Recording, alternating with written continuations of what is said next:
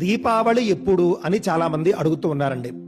కారణం ఏమిటంటే అక్టోబర్ 20వ తేదీ దీపావళి అని చెప్పేసి పంచాంగాల్లోనూ క్యాలెండర్లోనూ వ్రాసినప్పటికీ కూడా ఆ రోజున అమావాస్య సూర్యోదయానికి లేని కారణంగా చాలా మందికి సందేహం వచ్చింది.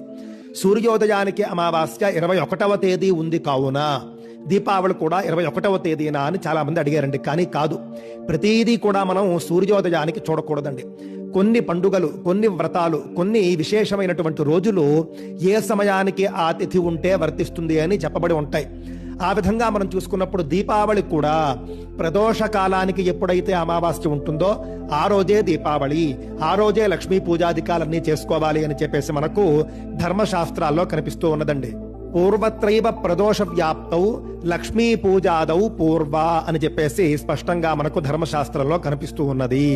దీపావళి అనేటటువంటిది ప్రదోష కాలంలో ఎప్పుడైతే అమావాస్య ఉంటుందో ఆ రోజే తీసుకోవాలి అని స్పష్టంగా చెబుతూ ఉన్నారండి. 2 రోజులు కూడా ప్రదోషంలో అమావాస్య ఉంటే ఏమిటి అనే తర్వాత చర్చ. ఈసారి అలా లేదు. పూర్వదినమే అంటే చతుర్దశితో కూడినటువంటి రోజునే ప్రదోష కాలానికి అమావాస్య ఉంది కాబట్టి అక్టోబర్ 20వ తేదీనే ఈసారి దీపావళి. ఇందులో ఎలాంటి సందేహము లేదు.